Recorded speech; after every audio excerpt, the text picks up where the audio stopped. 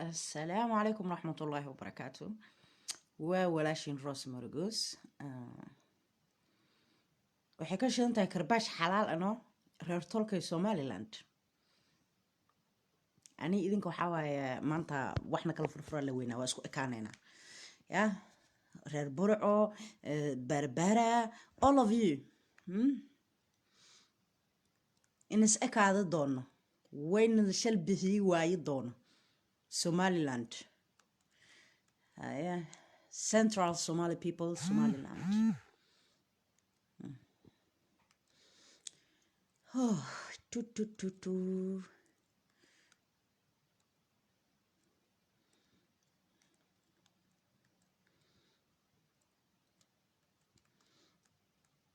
maanta Somaliland saarana dagaal ciriyo dhul waay dagaal ciriyo dhula tolka u baneeya hay islaayaan isu daaya hay cunaan isu daaya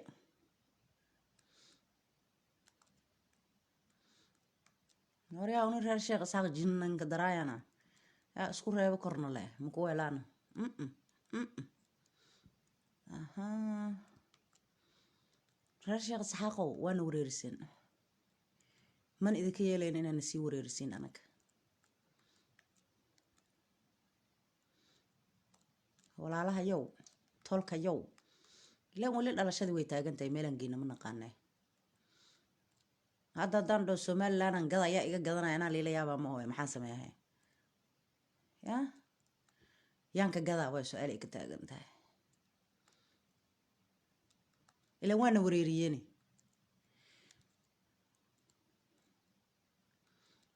mana laga maarmo waaba centralki yap nin centralki oo maanta hadii Somaliland la waayo Soomaaliya oo dhan la weynaya because of waxa centralka ku waa waxa ku xariiriyo ma ogtahay hadda Somaliland aan gadi lahayn xataa ma aragtay oo adeerkay Muuse aan dhigta qaban lahayn oo aan tarxiil lahayn ma soconayso isku xirka dhana meesha ka baxay markaas galbeed kii jiray kii gaarisi dhinacaas ka jiray kii ka jiray dhinacaas Djibouti ayaga halbowlihi ilan bilaadanka jirkiisa wadnuhu ka shaqeeya hargeysadina waa wadnihii Soomaalida lacala haddaan nahnaa Somaliland waa soo gadaynaa qaab aan u goyno male hadaa wadnihii siiblo xubnihii kala dhan waa dhimanayaan wali ma aragtay operation la sameeyo oo qof wadnihii laga bixiyay oo jirka intiisi kale la yiri ma aragtay iska nooloo soco marka hadda wadnahan uu ahaa wareerka waa laga bixiyay marka Somaliland oo ah Central Somali people oo ah masha Allah dhul oo ma aragtay barakeysan dad halyeeyo ah xornimada qoraalka afka Soomaaliga wax walbo dhinacaas iyo waqooyi nooga imaan jireen oo xataa daraawishtu waxay deganayeen dhulka waqooyi marka ma naqaan si aan idin yeelnatay walaalo wadna wareerinaysan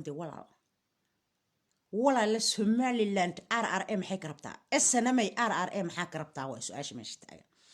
SNM iyo RRM maxamed siyaad barre isla tuureen hadda ma iyaga isturtuuray marka war jabhadaan istarxiilay maxay ahaayeen yab badana wala ilaa jabhad qeyr ma leh jabhadteed haddana jabhad islaamiye ahayn oo ma aragtay qadiyad diineed ku socoto wallahi inaysan meel la gaarin waaba jabhad inkaara qabto markoode hore Mareykan iyo Yurub hubka ka qaadan jireen iyo Itoobiya wax naareed marka SNM iyo ma aragtay iyo RRM inam marguuska salaam ko qaad walaal RRM SNM waa heshiis dhulka iyaanay idinka qaadin hawiye iyo mareexaan inaad dhulkiina u noqotaan waa idin dan wallahi fikir fiican aan laftirkaaga keenta ma faanta laakiin su'aasha meesha taagana waxay tahay anigu ma aaminsani Somaliland inay dad gooniye leeyihiin shakhsi ahaantayda sababtana hadda ku sabaynaa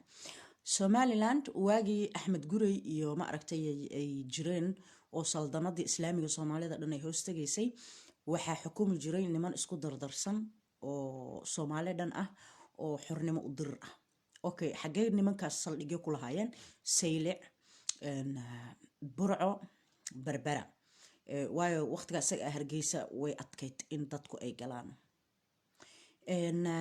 hadday ilmaha ka reebtaan maxaa ka macnee ilmiyo qowdhan la meesha noo joogayay Somaliland hadday ilmaha reebato iyada dhib qabta markaas ma korinayaano haye markay koriyaan cunuga muxuu noqonayaa waariyeed anigu waxa weeye isoo grammatic ku hadlayo imaanaa iskoolka maxaa tirigu markaas nooga shaqeynaa iskoolada maxaa tiriga aan geynayna af maxaa tiri aan ka baranayna walaalahayo araare ha tagto dalkeeda haddii kale dhulka ayaa la idinka qaadi dhul ma anaga haysanaba anaga Soomaaliya oo dhan korsaar iskaga naaya international community-ga Soomaalidan isku bedelnaa horta adduunkan wax walba waxbay ku soo xasuusinayaan muhiimadda aan life-kan u soo gal waxa waaye in wax badan ay qasan saaxiibin horeba aan uga hadlay in abti si fiican u karbaash reer waqooyiga in abti reer waqooyi qalad ma laha sabab lagu karbaashana ma laha Cabdimaalig Muuse Coldoona ka dhashay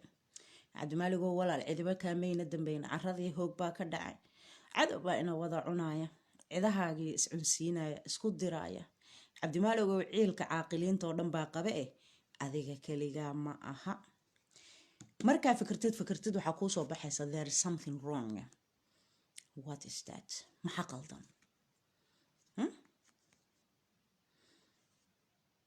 sheekaas waa xasuustay sheekada Andalus markii la burburinaayay boqortooyadii islaamiga ahayd ee Andalus ee Spanishka ka talinaysay markii la isku diraayay saano kale ahayd Andalus madaxa la isku geliyay shacab ahaanana madaxa la isku geliyay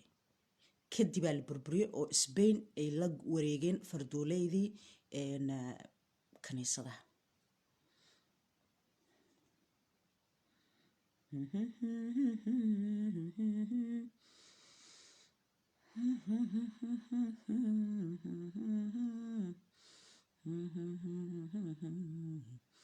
anagana marka hadda ma laga yaabaa in oo wax kale ay nagu socdaan marka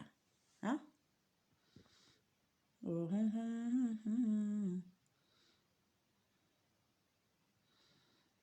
waxyaabo badan qasan Somaliland wax Soomaalida kale aysan ku feejignayn ayaa fooxa oo ku shiday malmal qeyji ilaahay hadeystay ya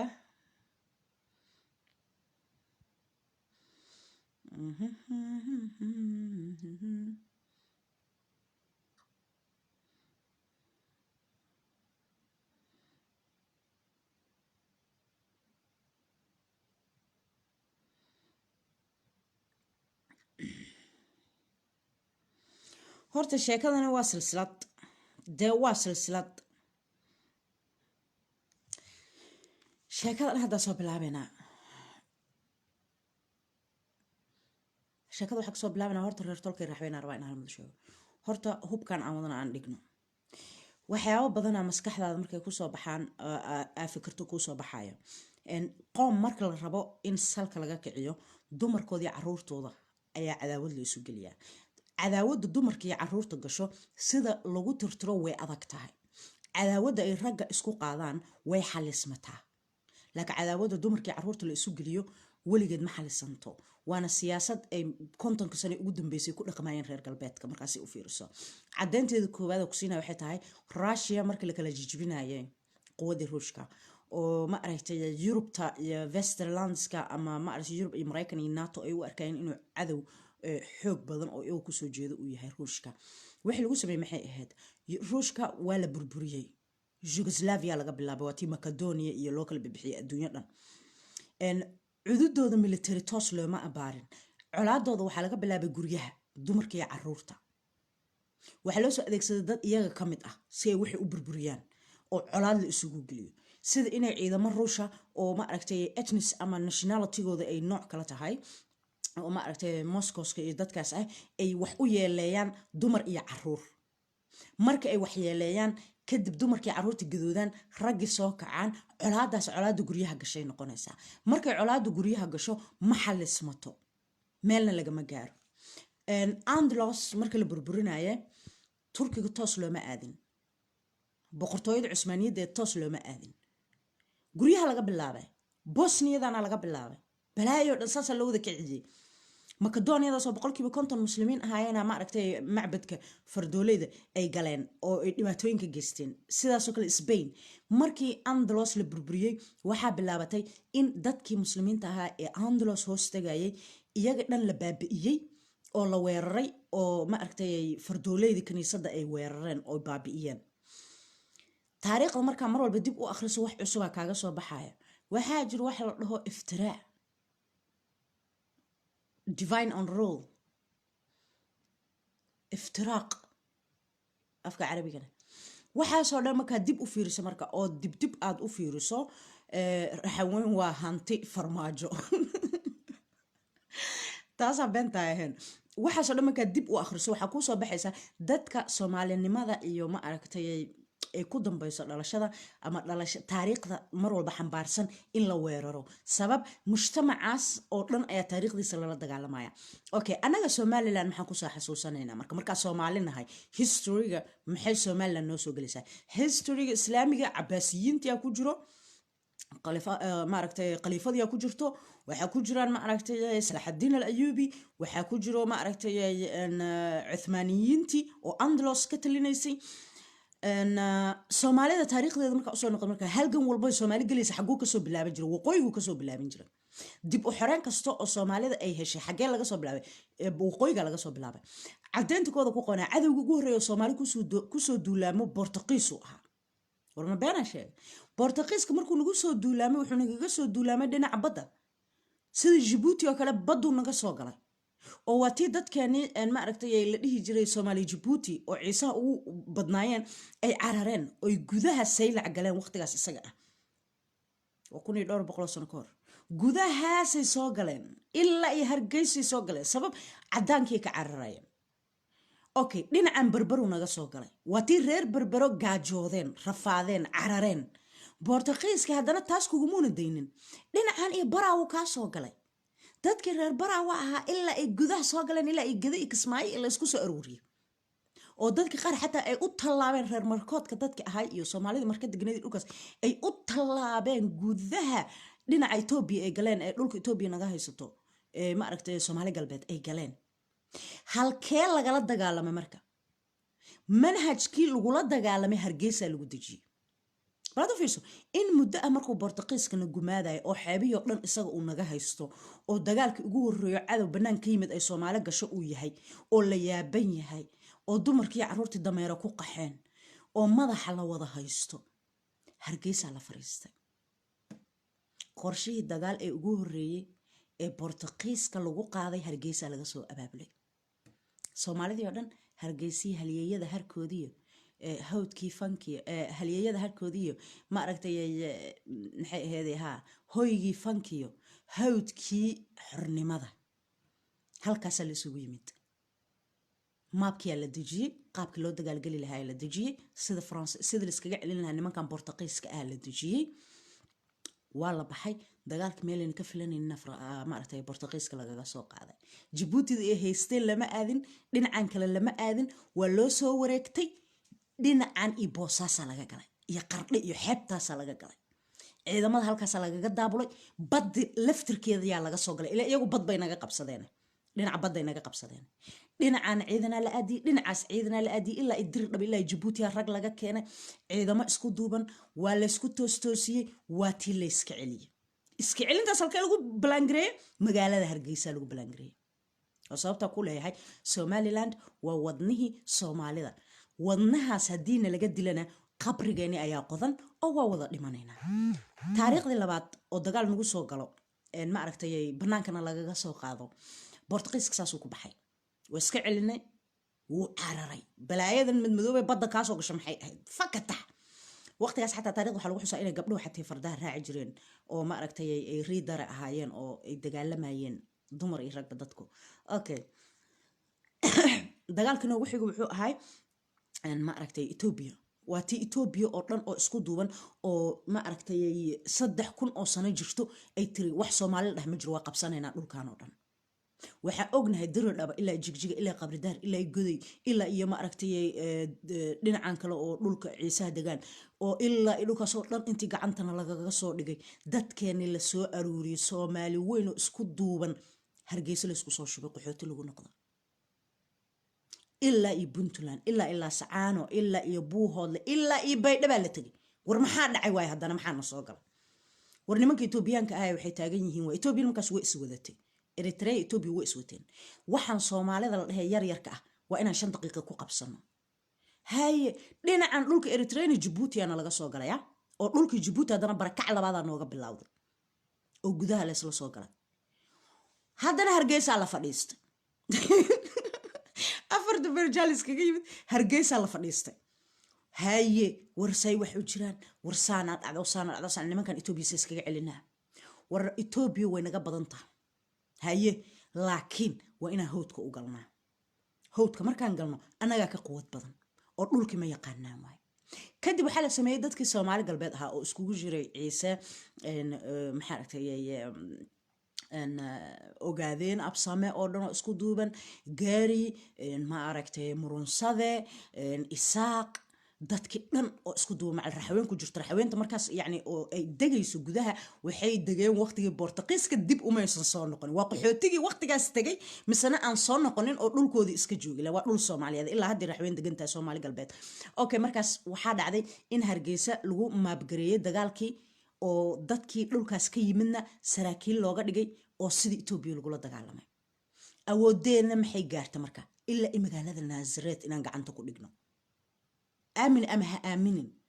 waqtigaas dagaalka dhacay ilaa in Naasareed Soomaali qabsatay gacantan ku dhignay waa iska celinay banaanka iska marinay dhinacan Djibouti oo dhan gacanta ku dhignay canfartina qaar anagana soo raacday oo muslimnimo noo soo raacday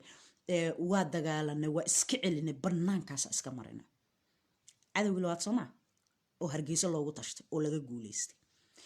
cadow saddexaad ay mid marka niman British oo sankaas ka hadlaayo oo Afrikaankii oo dhan gumeystay oo gacmaha lugaha ka soo googooyay oo balaaya ka dhacday say u soo socdeen marka GPS qaldan ay ku yimaadeen GPS kaas qaldan wuxuu ahaa Hargeysa ay ka soo bilaabeen inay waalan yihiin meesha lagu tashan jiray oo Soomaalida xornimadeeda laga soo abaabulay oo quburada ay fadhiday oo maskaxdii aqliga yaalay ee intay soo ordaan British waxay dhan intaaba qabsanay waatay wareereen waatii jiha wareerka ku dhacay waatii dadkan ay qabsadeen inay waalan yihiin inay fiyoyin ay kala garan waayeen waatay iyagii ma aragtay wada dhaqaaqeen kadib maxaa dhacay Britishkii uu fikir wuxuu yiri war kuwan kaligay ma bahayn kari waaba u jeeday waaba musiibo madmadoobe tala ina u helo waay wuxuu dib u dirsaday Ingiriiski qayladaan Berlin Jarmalka waxa la yiri waxa ku kabaya oo Soomaalidan kula qabanaya Talyaani يعني إنجليزكو جانس في عن مهلين وضدك قبصة وهرجيسو وقبل لعبة GPS قلدان ودايركشن قلدان ميل قلدان وبشكل كصوب اللعبة طلياني أصور مقدشو صوفا ليست ولو يسيعد كاتحاجة دي إلا وحا ماشي أي كسو قسمايان ووقويقة وانا هرجيسة بل هذا ماشي كسو قسموسو وورير إنجليزكي فرانسيس وهذا وعدي وركالي يردين عن جيبوتي كسو قال ميل لايقا هستماع قاني بلا يمد مدوبة إيه شيء ماشي هم باسي هرقيس اللي ليه واحد كانوا ما أقارن بلا كان طيب حالة مركز ساز إيد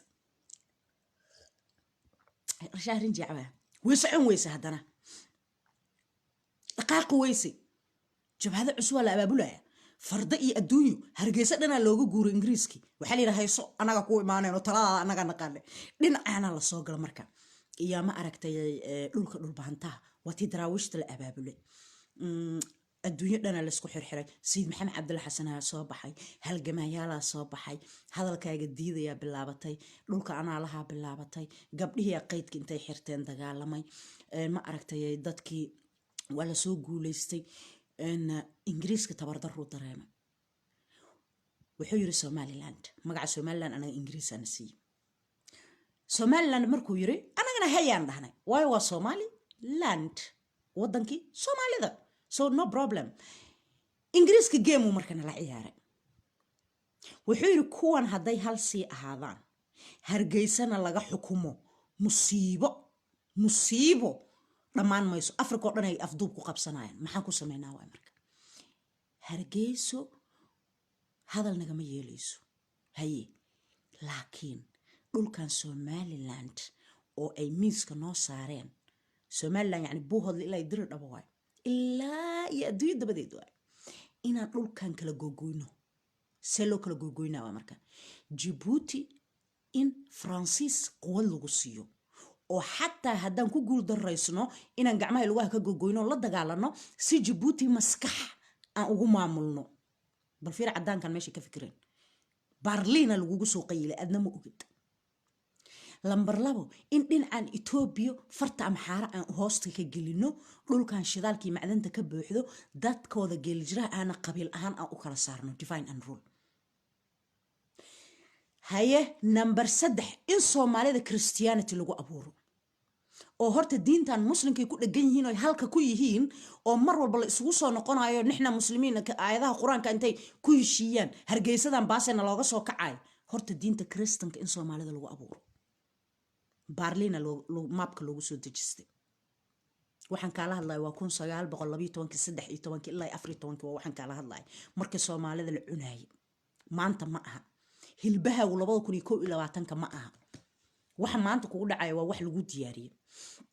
okay xaajada markay halkaas mareysay pointiyada qaar waa lagu guuleystay wuxuu ku guuleystay Ingiriiska inuu dhulkii kala gogooyo map u sameeyo oo Ethiopia iyo Kenya uu ku kala qaybiyo wuxuu ku guul daraystay Ingiriiska inuu diinta Kristanka kugu dhex abuuro wuxuu ku guuleystay Ingiriiska inuu qabiil ahaan horta isku ka qaniinsiyo wuxuu ku guul daraystay inuu kugu kala gooyo waa qabiilka kumanaan kala go'in laakiin waa isku dagaalnay aniga ma reexana nacbah mana liitusi ha mareexanka laftigiisana waa nacab yahay nacabkaas intuu ka yimid Ingiriis ay u shubay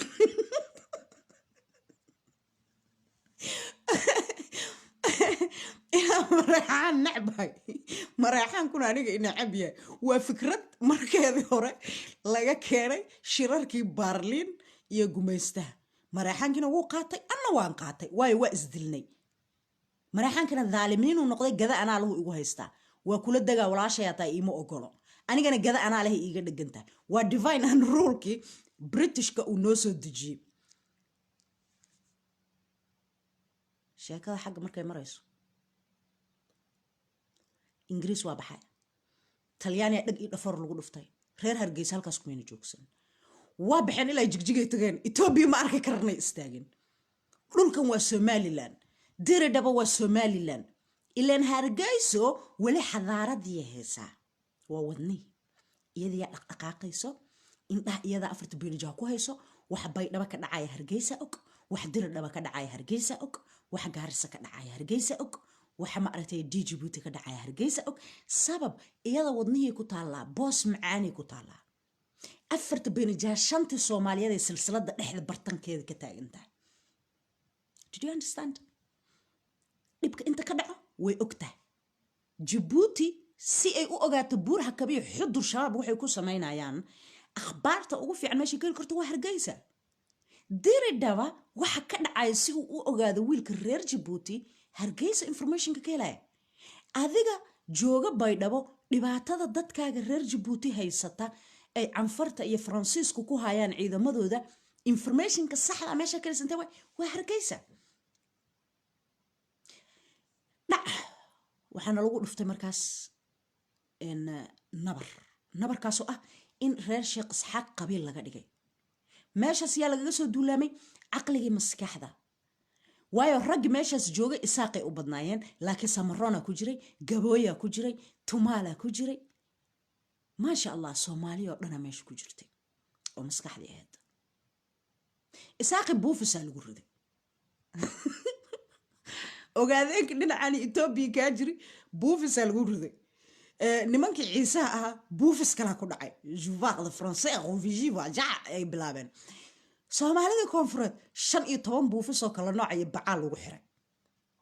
waa divine and rule anaga dhan waa waalana marka maana koobiyo isku bedelnay maana koobiyo isku bedelnay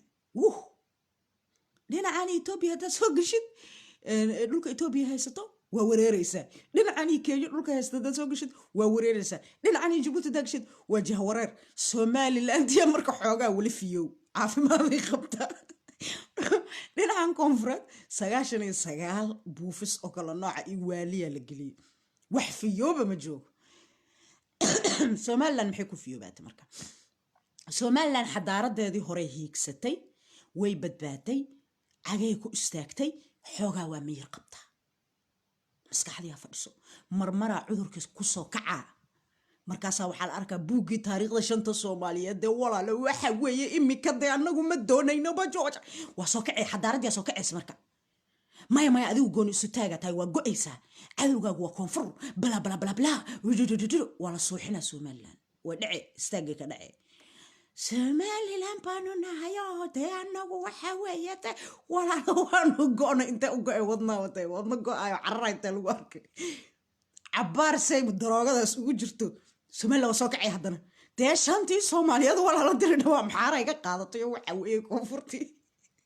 koonfurtii wataa waalatayoo dee gacan kuma hayo muqdisho qarax baa ka socda walaalo dee may dee waxaynu yeeli karayna dee ma aha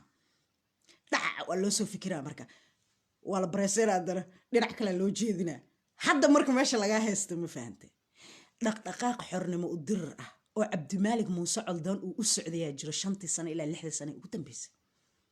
wataa hadda kuu sheegaya xadaaradiyaa soo kacday xornimadiyaa soo caraftay kala orodkiyaa soo bilowday gabdho dhiiran iyo wiilal geesiyaalaa soo baxay adaa marka caqligaaga lagu dheelaa sidiisaba gumaystaa dantiisa maxay ku jirtaa in adiga aad isku mashquulshid mar walba in adiga mar walba aad ma aragtayay aad iscunsanto isqaniinsan tahay ani markaa habeenku ku seexdo ceerigaaba raxwil laga soo turxiilooya cadowgeyga isaaq waay isaaqina uu ku seexdo in cadowgeygu walaalo dee waa koonfur deeb waxay daroogadiyaan qaadanay si fiicana harawiinta iyo kukayiinta cirbadaha isla dhacnay cadaankii marka dhulkan haystay ama nimankii gumaystaha ahay jaanis fiican oo 30 sano soo socda ay dakhliga wadankaaga ku jiro ku daldashaan ayaad siisay in badahaaga sunta lagu soo shubo jaanis fiicana u siisay sabab adiga isku mashquulay okay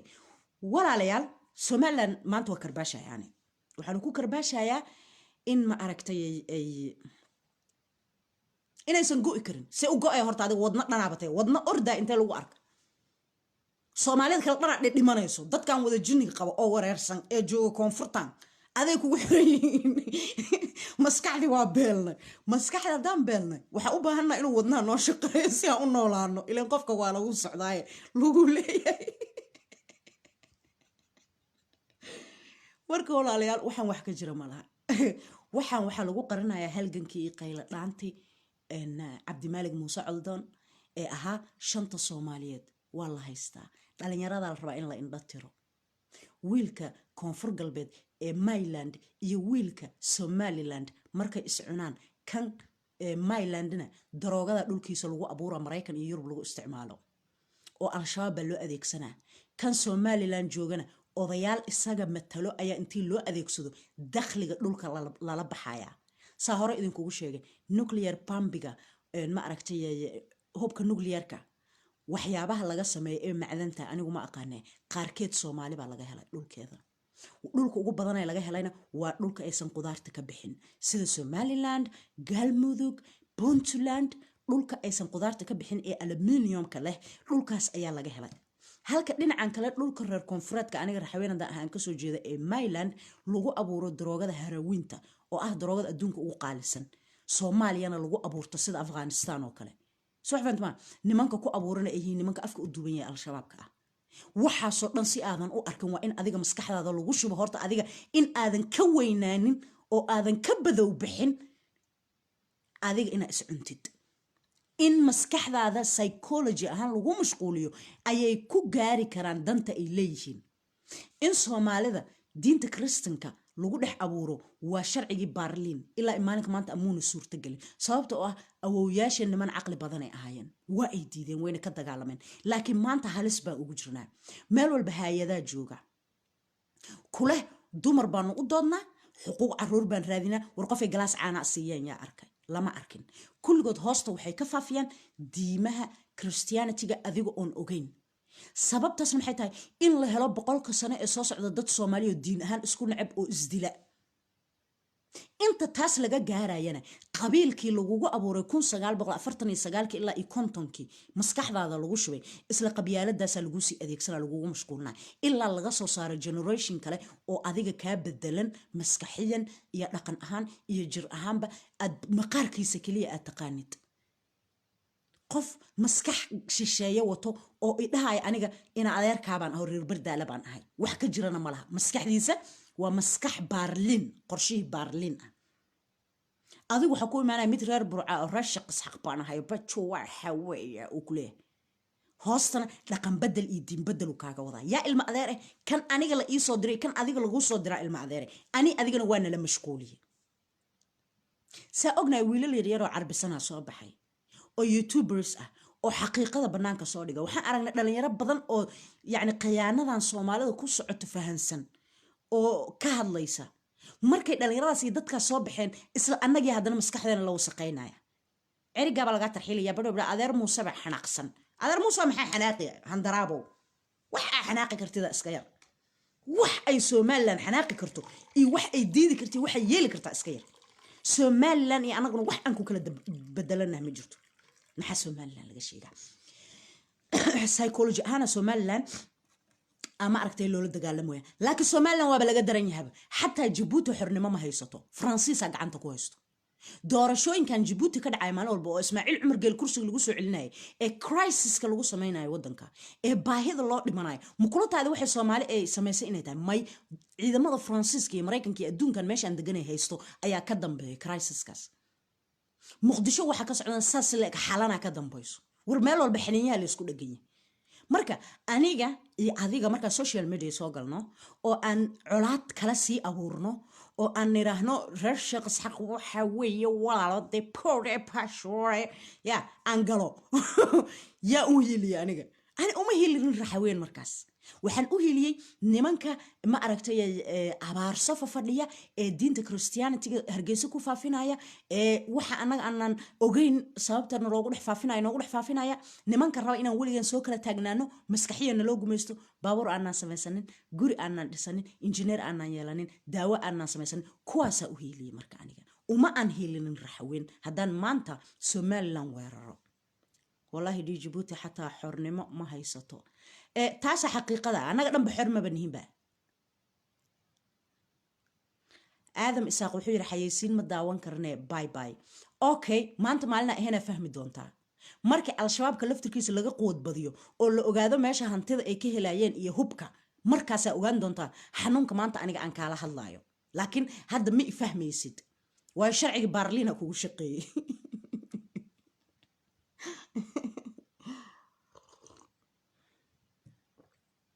annaga idinka iskaya nacsiiyey soomaali weyn adiga horta caasha abaayo waabay xukuman tahay wadnaa tahay wadna meel ma aadi karo war naga tag hanad siraadka kii mareexanka ilka yartaayo amxaarka ah war yaa adigu mareexan baa tahay soomaalida laga hadlayo kumaba jirtidba adigu laalibeellaa tahay na dhaaf gumaystiyaba noo kakeen ilka yar fooqal ilka yar marka walaal maxaan kaaga jawaabaa su-aashaadii igu soo celiba raalli ahaaw soomaali xor ah oo go-aan leh ma jirto ha aaminin ma jirto haddee soomaali go-aan leh oo xor ah ay jirto cabdimaalig muuse coldoon maandheerana loogama xirteen maanta cabdimaalig muxuu u xiran yahay salli calaa nabi cabdimaalig muuse coldoon war soomaaliya uu horta dembi ka galay ninkaas qorshaha shirqoolkuu fahmay maxaa u fahantuuna ku xiran yahay waxaa laga cabsi qabaa inuu dhalinyaro koonfur iyo waqooyi iyo jabuuti ilaa iyo jigjigo iskugu jirto intuu isku aruursado uu fikirkiisa ku shubo in gumaystihii lala diriro wataa idiin sheegay somalilan waa wadnihii mar walbo isaaq xamar ayaan kasoo tarxiilaynaa dhib ma laha ma tarxiili kartid meelay taagan yihiinna ma taaban kartid reer sheekh isxaaq waa gob waa nasab waa dhulka nimanka iska laha dhulbahanta saas la-eg waa gob waa nasab qofkii koonfur wax ku yeeleeyo qof reer waqooyi ah hadda bal u fiirsaya hadalkayga ha xasuusta hadalkaygan hadda aan kuu sheegayo waxaad u shaqaysay oo aad u hiilisay cadow wuxuu gumaystaha raba ayaa ah inaad isnacdo jidkiisa ha marin soomaali uu yiri maanta waxay u baahan tahay urur sida ururka daalibaan ah. waa inantaan jeclaa waan ku salaamay intaan nagu soo jeclaatay naga dag balaa ku jeclaatay nabadgeli annaga mareexaan ah waana ku jecelnahay mito aniga waa ku jeclahay abbaay macaanto mareexaan waa arrin siraa idiin sheegi doona laakiin maanta ma aha waa maalin kale intuu farmaajo joogo laakiin ani mareexaan waa isnacibnahay markhaatiha laga noqdo wadaad abtigaya jir wogta aad u jeclahay oo qaraabo hoose aad iskugu dhowna anaa oo mareexaana habeen uu isoo martiyay markaasaa live soo galay markaasaa qabababa jajajajaja anoo meesha mareexaanka aan waxaan u reebtay jirin wuxuu yiri ti caawa live ay ku dhimatay gowdha McDonald's aada raashin oo soo gadaa naf kuma jirto aniga abtii u yahay gabadheedana awoow u yahay marka wuu baxay anoo ogeen raashinuu soo galay wuu soo noqday fadhigu iska fadhiyey gogoshiisa iyo wixiisa isagaa diyaarsaday awoow dhan waaye qabiilka iyo xasanada wax ka xun awoow dhanaa marti iyo gabadhayda awoogeeda marti iyo ama mareexaan social media ka caynayo kula dagaalamaya awoowayu marka wuu kacay hawsha dhan isagaa dhameeyey markaan liveka ka soo baxaa waxaa iri laa ilaaha ila allah alla abtigaya cabdinuur caawo dhimay ma noolo dabkiyaan galay anoo dab shidshidaayo i arkay markaas ugu soo ordiri naa waxbaa shidana soo fariiso nacala farmaajo ku yaala gabadhaydii wuu iga waalay McDonald's kaaga soo adeega awow halkaa ii soo fadhiiso berrina waan ku celinaynaa weliba anagaa liveka kula soo galahaya marka reer waxaa waa isaga galmudug waay wuxuu tagay dofar weeye ninkaasi gabadhaydii buu iga waalay wakaasaa gabadhii hadda raashinka karsan weyda oo caawa dhan dagaal bay ku jirtay hadduu sheeqa noo soo siiday wey balaya waa ku dhacaysa marka waxaa qabyaalada marmarka qaar yani waa ka cudublaysanaysa laakiin farmaajo wuxuu wado afarta reer baadiye cabadwaq uu ka keenayna ay wadaan waa wasakhnimo in villa muqdisho laga saaro moogi caafimaad kale ma jidho soomaali oo dhan inay isku timaado weeye waa runtaa walaal insha allah waana la gaari doonaa lifta aayatul kursi muxuu aayaad ku jirtaa caadi u hadal life ayaad ku jirtaa caadi u hadal maxaase u hadlooya hadda mise adigan qolihii oo xataa ina lagu soo shaqaaleysiiyey oo hay-adaha ay wax nagu soo siiyeen by the way walaalayaal waxaa codsanayaa in arrinkan hoos loo dhigo xataa boqolaal kale oo qof oo raxaweyne haddii lasoo tarxiilo arrinkan inaan kor loo qaadin saa horeyba idinkugu sheegay waxaan siraa ku hoos jirto khayaano naga weynaa ku hoos jirto dan kalaa la leeyahay waayo colaadii waqooyi iyo koonfur 30 sano loo kala shidayay way soo damaysaa xadaaradii hargeysa dib u soo noqonaysa xornimo u dirirkiyaa soo socda si aysan taas u dhicin oo looga hortago ayaa waxaana lagu samaynayaa dagaal maskaxeed oo la rabo mar labaad inaan anaga dhexdeena isku mashquulno qofkii maanta Somaliland wax ka sheego dadka degan ama reer waqooyi weeraro cadow shisheeye ah oo hantidaada guranaya bilaa baryo hubkana kugu tijaabinaya ayaad u hiilisay ee qabiilkaaga umaada heelin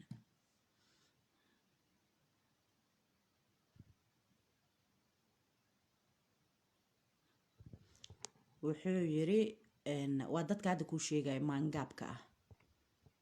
adoo kale markaan ku aragnaa anaga cabdimaalig muuse cod doonaan ku samirnaa ma lagu sheegin miya fi fanfo yaavlid caqligiisa yarka ah wuxuu rabaa ka hor inaan Somaliland wax ka sheego caqligiisa yarka ah psychology ahaan daciifka u ah waruu iga fakada commentigiisa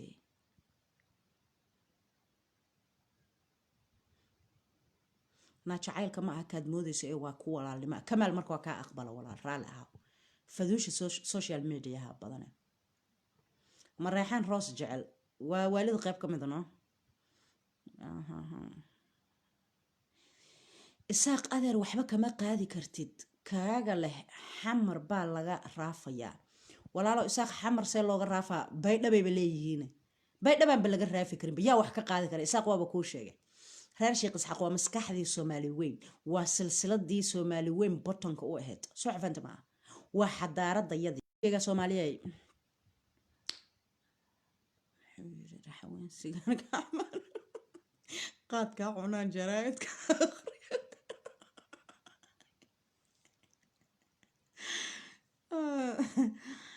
hadda sheekooyinka soo xasuusto waa qoslaa yani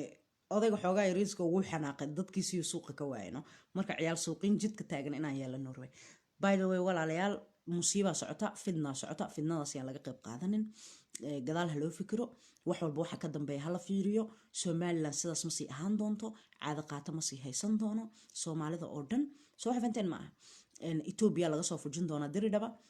jabuuti baa laga soo fujin doonaa faransiiska oo maaragtay gaarisa iyo mombasa laga soo fujin doonaa kukaayada muqdishi iyo koonfurno quraan baa la saari doonaa oo waalida hee way kasoo bixi doontaa jinka ku jiro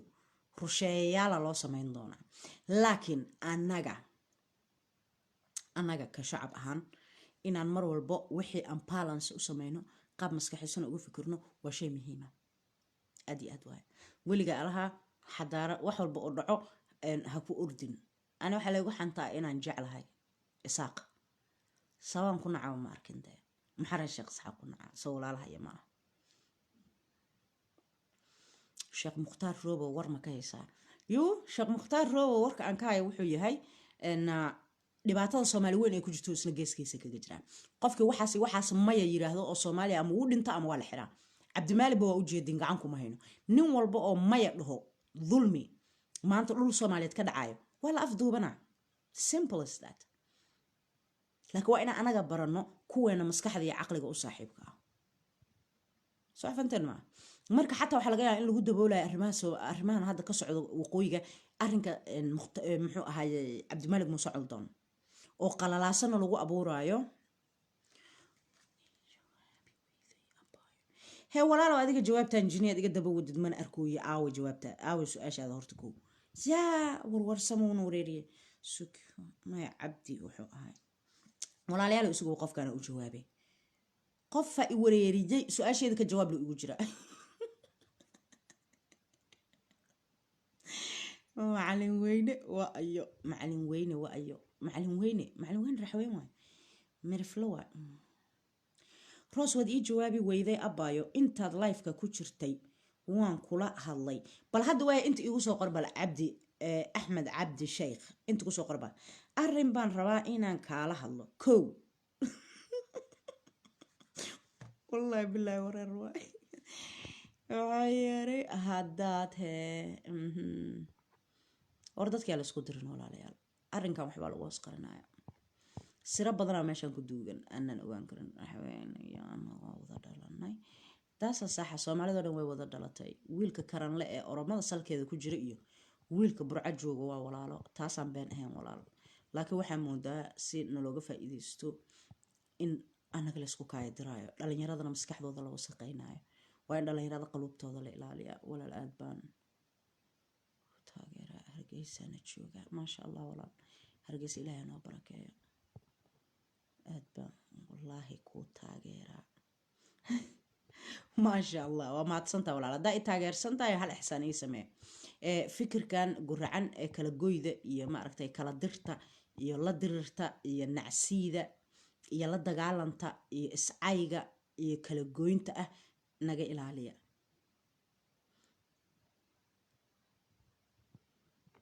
waa ogaay dadka hargeysa joogi dadka burca joogi iyo shacabkii oo dhan baa ka xun inta caqliga u saaxiibka ana way arkaan in waxaan wax musiibo ah oo la rabo in dadka lagu tashuush geliyo oo nacayb cusub loogu dhex abuuro oo lagu mashquuliyo inay tahay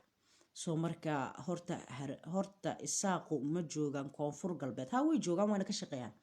waana dhulkoodii hooyo what is the problem yaa u diidaa inay joogaan eelay kibray walaashii salaama kaa dhahay war cabdiraxiin daafeedow war ma haysada aniga waxaa noqda dadka ugu caqliga badnaa ma lagu sheegin miya hadda mar dhow waa isa soo sharxi rabaa waxaa isku soo sharxi rabaa kursiga ku xiga kursiga cabdimaalik muuse coldoon war waa kaa qaaday xasan wadaniyo walaalkay qaaliyo war kulligan waa idinka wada qaaday daafeedow koo qaaday alan aw ma soo qabsanay daafeedow maku soo qabanaa ma hadla inaabti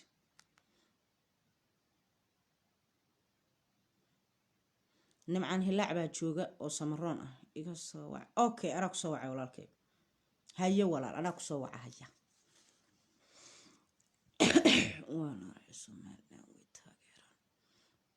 somaliland meelaan kala joogna ma jirta yaqay waxaas dhan been leh waay wallahi waxaan dhan wax anaga maskaxda lagu mashquulnaa waa me too hadda waxaan ognahay in qalalaasa dagaal ay ka socdaan dhinacan Ethiopia oo dad badan oo Soomaali lagu dhibaateeyay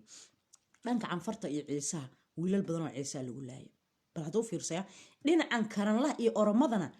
wiilal badan oo karanlaha lagu soo laayay dhinacan geri kompa iyo ay degan yihiin karanlahana wiilal badan baa lagu laayay okay haya boog soo qona okay Soomaalida dhinac safe baa kaga socota waa la laynayaa dhinacan in muqdishona balaayaba hubka ku tijaabinaysa drones baa cararaya jurur bam bam bam bam bam shabeellada hoose Mareykanka droneskiisa ka dhigay nimanka Afrikaanka ay walaalaheen ahaayeen loo keenay ee Afrikaanimadu naga dhaxaysan ixsaan noo magalayeen hoobiyaal nagu garaacayaan dhinacan iyo Hargeysa marka fiirsin waaba tan aan la waalayo bacihi iyo jawaanadii dhabarkana loo saarana la kala cayrinay reexayo waa dhibana Soomaaliya waa dhibana dad dhibanaana waa ku soo diray boogay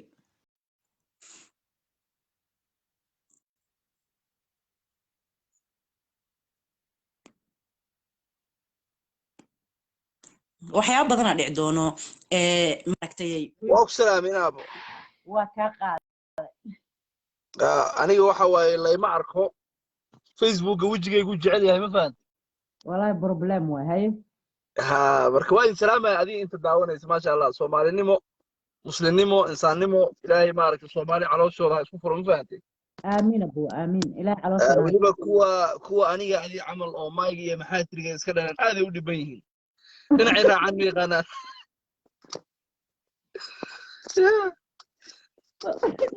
Soomaali la laftirkeeda qaxootin miskiga dhiibina oo baxana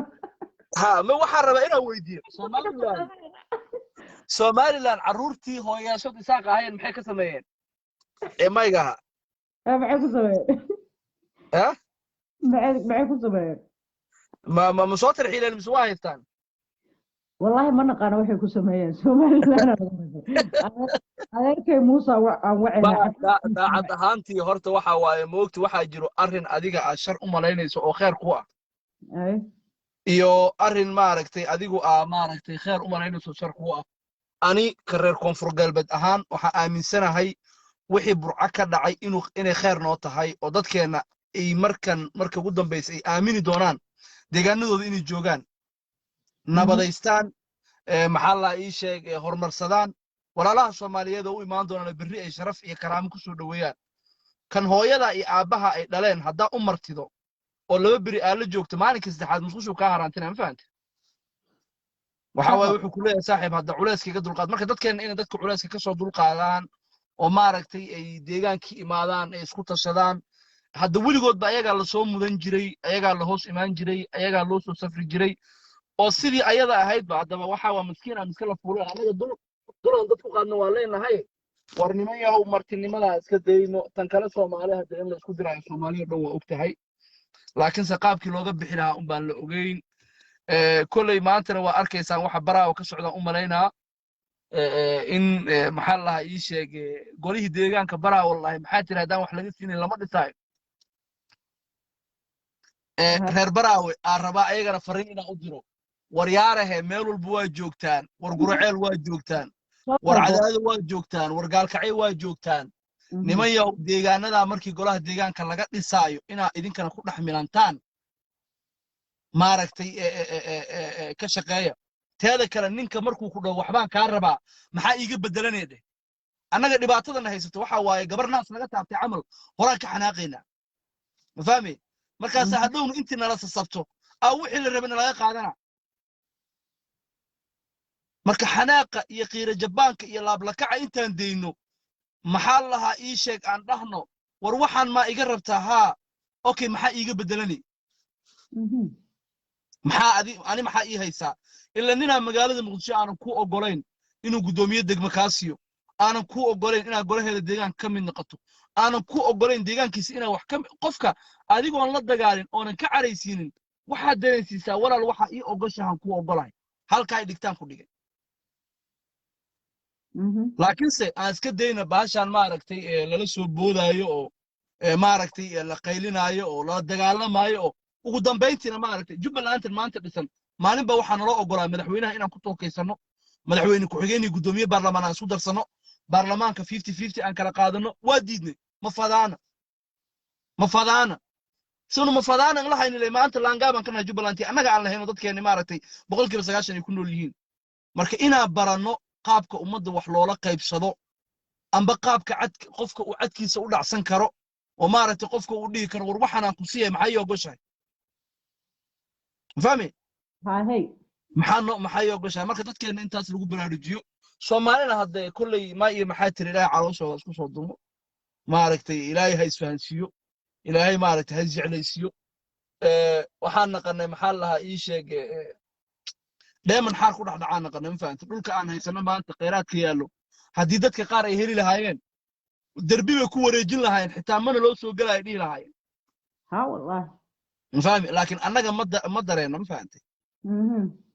ma dareenno waxa meeshaan degannahay ma dareenno adduunka ilaahay meesha nooga beeray ma dareenno waxaan u malaynaa aakhira Soomaalida in loo cadaabi doono bis dhulka lagu uumay bis dhulkaa dartiis in loo cadaabi doono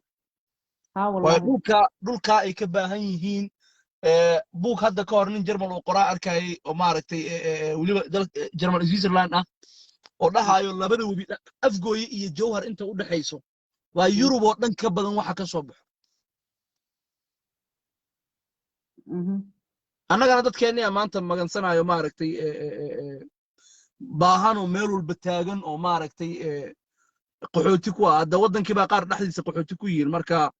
ilaahay Soomaalida ha fahansiyo nin walba deegaankiisa ha joogo walaalaha Somaliland amaankooda ay sugteen oo ku faraxsanahay 30 sano hadda ayagaan ku dul nooleen annagana 30 sano wixii aan ka soo baranay inaan ku dabaqno way haddii Hargeysa aysan nabad ahayn kan Hargeysaawiga aan ugu soo qaxaa mana rabo inuu ugu soo qaxo bartiisa iga joog anigana nabadda deegaankayga aan ka shaqeeyo deegaankayga aan nabadaysto deegaankayga aan horumarsado deegaankayga aan wax gashto leysaan waa xawaadle dhib mala xawaadlena waa leysaan sheekooyinka waqtiga laga xanaaqi jiray oo maaragtay aan boodi jirno waa dhameynaa dad waxyaabaha ka xanaaqaa jira hadda annaga ma kuwaas annaga hore aga socono marka dadka hala dareensiyo ma fahatay maasha Allah reer aabahana waa aragtay waa isxureeyeen oo diyaarado inay kiriyaan ay marayaan goormay dadkeena diyaarad ku soo daabuleen jirnay ilaahay waa kugu dhaariyay goormee horumar la gaari waa ma fahmay walaalaha Soomaaliland waxayna baranaa isku duubanno inaan dadkeena u gurmano inaan diyaarad kireynayna bareen so ayada laftirkeeda waxa waaye waa maxaa lahaa ii sheeg wanaag waa ma fahantaday saadii koo qaada dhawaa intaan arrinta naftirkeeda waxa waaye maxaa lahaa ii sheeg wanaag waay maanta inuu nin reer koonfur galbeed uu $11,000 jeebkiisa ka soo bixiyo uu dhiig isku yeelo uu dhoo diyaarad baan kirey dadkayga lagu soo qaado haddii laas caanaha laga soo raafileen ma dhici lahayd ما هذا لكن ديارة كلنا ديارة نوع. شري ميدا waxaa ku sheega shalay midaa soo baxday galabta labaa imaaday biri laba kala soo deganayso war waxaan way bilaabatay isku duubni baa la bartay waxaa la bartay in isku duubni meel lagu gaaro la isjeclaado fahmi taasna waxa waa ku mahadsan walaalaha reer Soomaaliland laakiin waxaan ugu sameeyay mid loobeyna maalintooda aan daafeed idinku dhex burbursanay annaga idinma tarxiileeno laakiin xooga maaragtay wada ka miisanayna fahatay xoogaa waxa waa idin baraynaa maalintooda ilaahu ma daafeed idinku dhex burbursanoo maaragtay yaa aan idin dareensiin laakiin waxa waa idinka qabnaa ninkii martidiisa soo buriyaa saa dhiban kii la soo buriyana inuu barto inuu deegaankiisa joogo insha Allah maanta waxaa u jeeda reer Baydhabo eedaday aamin eelahay waxaa u jeeda calankii koonfur galbeed intay madaxa kooqaada aantaan maxaa la ii sheeg intay madaxa calankii koonfur galbeed ku duubato oo magaalada gaalkacay dhex taagan farxad waa waxaas dhan wasiiradii lafta galeen oo ilmo intay xambaareen isku sawirayaan waxaa rabaa shacabka koonfur galbeed inaa u diro fariin maxay oga hadli waayeen maxay isugu soo sawireen isku meel ma gasho isku meel ma galayso way baxeen way isku soo sawireen war doonfaarkaba mar baa maaragtay lagu fakadaaye yaa oo kashitaa beeraha kaaga celiyaaye yaa shaydaan baa waxaa lahay maaragtay sadaqtu wahuwa kadaab bal maantoo kale dhinac ka fiiriya yaa shaydaan baa la yidhi sadaqtu wahuwa kadaab maa micnaheeda in lafta garan la taageerayo lafta garan qaabkuu ku imaada iyo qaabkuu baydhabo ku joogo ii niikida maaragtay maxaa lahay ii sheeg dowladdooda waxaa u bixiyay saf suud waa intaas wa ya waa music itun aan niikiye intaasba ma aragtay waxa waaye hadda maanta marka ha laga qaleeyo indhaha ha laga xirto horta ma baxeen horta ma aragtay xaar walwaaladu intay baxeen gaalkacayl ma ka degeen dad iska dhigeen dadkooda ma iska soo sawireen alxamdulillah alxamdulillah ma fahat adiga laakiinse ninkii doqonka ah wuxuu dhahay maxaa la ii soo helaa beriyaan badhumaaye beriyay meeshooda ka bilaabaan ninkadooda maanta laakiin ha la daayo oo maaragtay bal sawiradooda si fiican ha u soo qaataano reer koonfur galbeedow isku duubma hawiyana ha ka xanaaqinoo isagaaba dhibane wax la qaybsada isagaa tiisa haysataa kiis ka weynaa u furan isaga wax la qaybsa waxaa dhahdiin hawiyow wax ma iga rabtaa haa maxaa anna maxaa isiine xanaaqina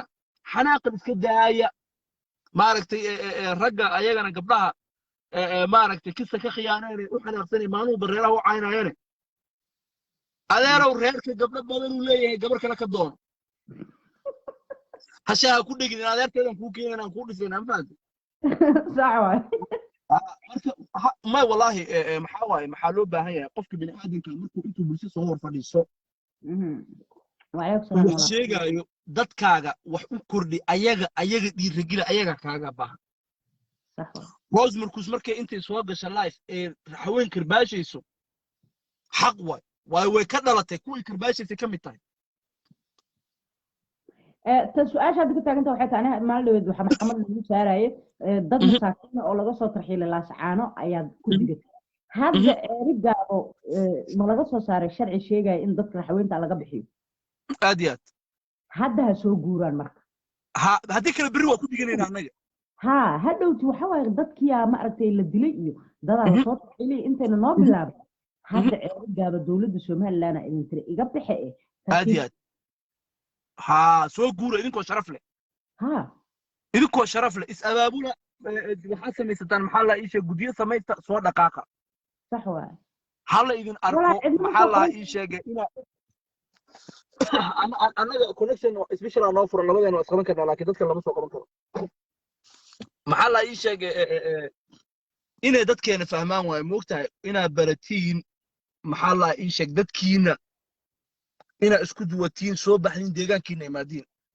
inay burca nabad naqato inay garowa nabad naqato inay naqato maxaa la ii sheegay gibiley inay nabad naqato inay gaalkacyo nabad naqato in gaalkacyo qaybta waqooyigana ay nabad naqato maaragtay koonfurtana nabad naqato waqooyigana nabad naqan weyso waxay ku tusinaya qofka bini aadanka qabkiisa intuu la egyahay dadka koonfur degan kalama saarayo ama hawiye ha naqdaano ama digil iyo mirfla ha naqdaano caqligiina ha shaqeeyo in wiil gibiley ama maaragtay burca ka soo baxo uu ku imaado uu kaa dhaadhiciyo fikir isqarxi gurigaaga gub ah isagana gurigiisa maaragtay islaan gaalaha jaamacada ay uga dhigayso dadnimo xumadaadu ka arkay jaamacadahaas fidno kale ahba ma fahmi maya horta waxaan kuu sheegaa gaalka laga waayey gibiley iyo hargeysa ee xamar laga raadinayo iyo baydhabaanimo aqaano waa inaa ani doqon ahay ma fahmi waa inaa ani doqon ninkii ii imaado gurigaaga ila dumi haya aan dhaho anaa doqone so walaalaha somaliland iyo walaalaha puntland waxay garteen inay deegaanadooda dhistaan dadkan galmudug iyo hirshabeelle iyo koonfur galbeed iyo jubbalandan aniga puntland aan u bixiyey waa inta meesha inkaarta ku dhacdo waa meeshaas mafahmi idinkana isku tashta oo deegaankiina dhista barta inaa wax qaybsataan ninkii wax kugula qabsado wixiisa kula dhago ku deynaa insha allah maaragtay ilaahay tawfiiq ahna waafajiyo dadkeenana ilaahay maaragtay ayagana ha bara deegaankooda inay joogaan mas-uulkeenna sheekeenna madaxweynaheenna aanan iloobaynin isagana gacanta cadow allah ka soo saaro farmaajana duubduub allah nagu dhaafiyo soomaali ilaahay farmaajo ha dhaafiyo soomaali ayadoo oo maaragtay intii meel laga soo qaaday lasoo dhisay maaragtay la wado meel loo wado ba ilaahay nin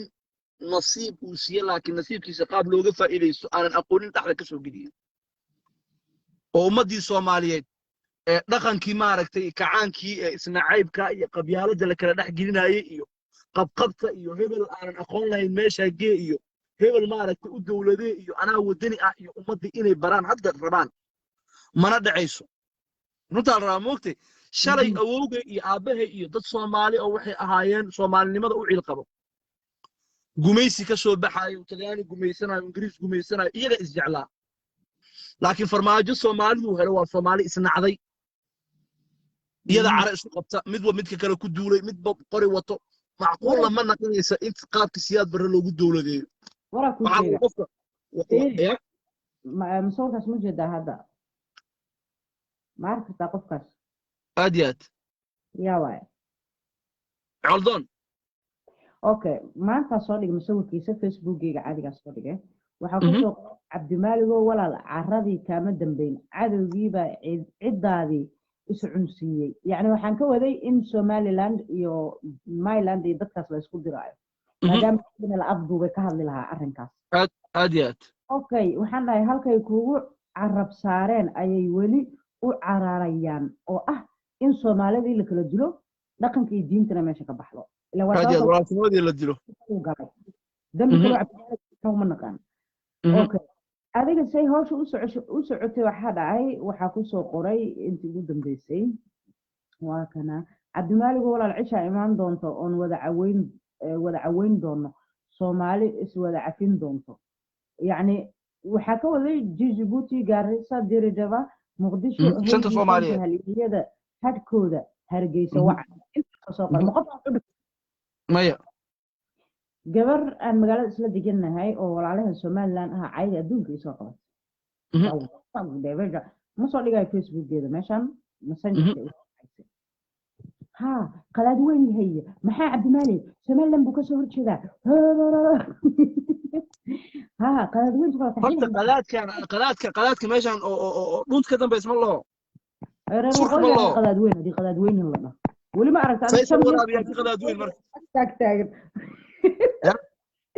shan nin oo reer waqooyi is ag taagan haddaa aragtid madaxooda maxay qadaadkooda waa maya faysal cali waraabiyaa ka qalaad weyn garbaashkiini waa saaka dheera idin ballan qaada kaata waqooyi marka gabadhii ma joogin waxaan dhahay mataqaanaa gabadhii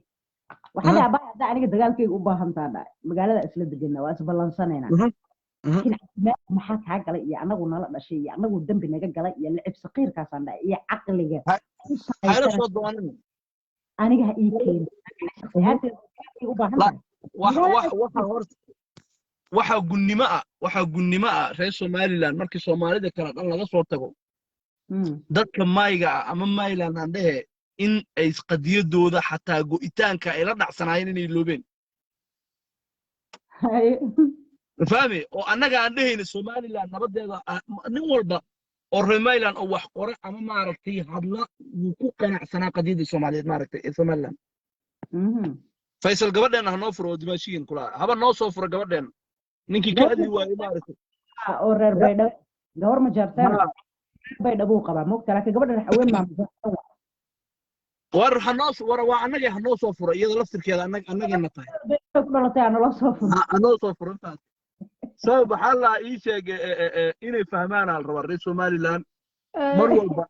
qadiyadooda saa u garab istaagno maaragtay oo aan ola dhacsanahay qalad uu dhaca waxaan hadda dhacayna qalad waxa waaye qadaf dhacay waaye looma joojinayo ma fahmi hortiina wata maaragtay hooshiina ku jira ictiraaf haddaa ku helaysaan inaa maaragtay aanu soo tarxiishaanne adeer kuwa ku jirana soo wada laakiin annaga waxaan aaminsanaanaynaa inuu Somaliland nalaga lahayn uu deegaankeenni yahay ee deegaan Soomaaliyeed yahay ee maaragtay nabadeedine aan ku faraxsannahay markii meesha laga soo tago marka Soomaaliyey say walaasheen idin sheegta waa isku tashta weliba reer koonfurow fahma inuu dubbe oo habeenna idiin soo saarto calankii kulmiye arag ya dubbe inuu calankii kulmiye habeen idiin soo saarto oo walaalkiis uu ka yahay maaragtay Hargeysa uu ka yahay xildhibaan isagana uu idinkaga dowladeeyay magaalada Muqdisho ee maaragtay maxaa la ii sheegay berrina uu xagga u laabtay Somaliland qaar badan la sheekaystay ninkii guri uu qadiyo ka yahay xamar u imaada Somaliland ku tufaa wuxuu dhahay Somaliland ma jirto Soomaali weyn baarna inta annagana laab waxa waa laab xaaran baan nahay waxa ka dhignaa xildhibaana ka dhiganaa ninkii isaga markuu gurigiisa dhameystirtay Hargeysa ku laabtaa waar qadaad way tahay Soomaali waxa ma naqaan anagu Soomaali British baan nahay qoyshiis waa dhamaatay marka guryaha nalaga dhisanayo ilmaha yaryar oo adiidno waxaana aan dhisano Hargeysa ayadoo socoto oo sidii 60 u imaatay ayada imaan doonto walaalo maxaa aniga aan ku soo qabtaa liistigaba iguma jirtid soo qabashaalkee war qof meeshan aad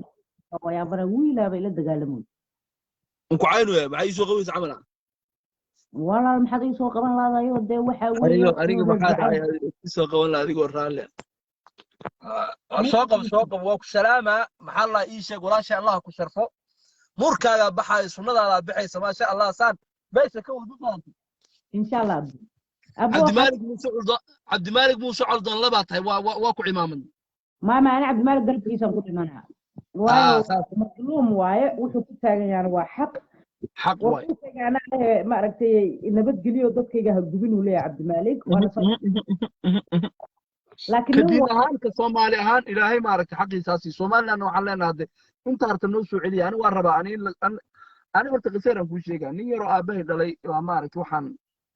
waxbarasho ka bixinaya muddo dhowr sano aan faantay ilaa herjaan macallin markii uu dhameeyay dhahay neew laas aana shaqo faylal in ka sheegin faantay hay war walaalo laas aana isku af ma tihiin isma taqaanin xamar ma joogtaa may meelaas afayl haga fada ninka asaga ahay muddo 3 sano waa baryaay ma faantay warkaale soo laabo warkaale xamartaada imo warkaale meeshan aan wax ka abuurna waa diiday هذا ninkii isaga xalay waxa waa xamuro igala soo hadlo horta waa abshir waa ma fahantaadi ya abshir waa raba ari baarik illa soo celi ilmaha naga ambaday ee ma aragtay aan tabarta u weynay ee ma aragtay aan soo laabto inay soo noqdaan waa rabaa annaga rabaa hadda reelaas caanood guri ma dhisan karaan alwaaxdii iyo sariirihii aan u sameyn jirna ma samaysan karaan warxitaadada guriga ma xiran karaan dhagxaantii ha ku laabtaana marka salaama insha Allah khayr badan ay soo hay abu ma hadsan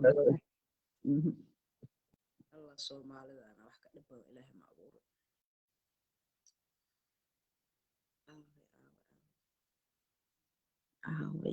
hada walaalo gacali maanta dhan dacwad igu heysay haddana xataa kuma arka maanta dhan naxal aniga is soo qaban la tahay dacwo aad ugu furta listiga ma ku jirto inta laga soo qabana ya suk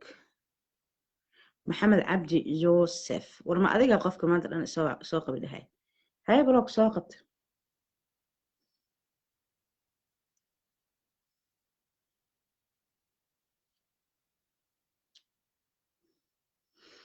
لكن الرقوي قرطوض ما لقل كرو دائما واكنا محمد اسماعيل واي إن أبتي محد إيسو قبل تا إن أبتي ما ماكو أركوليستي كوما جرتد إن أبتي محمد اسماعيل هذا لا سو قبل واكنا دقال كلون وفرايا أوي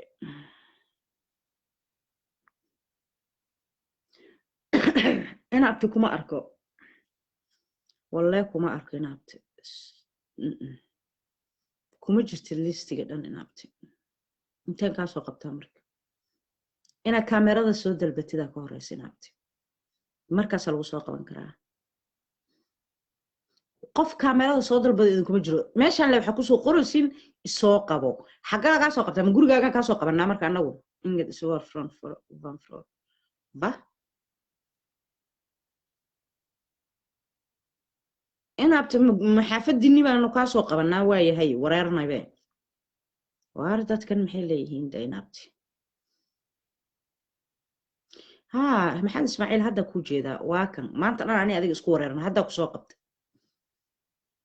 اسك جمعوني بقى السلام عليكم. وعليكم السلام نبت حتى هذا هشام ملاك توك وشرفتين بدن بكود عيني إلى خير أفسي أبوي إن هذا الرال هذا رنت مدونيسا إن هذا الخلط كودعا وحلا يلي إنه قمت كاين قرتي سقادا وان حال بحنون رال قلن بحنين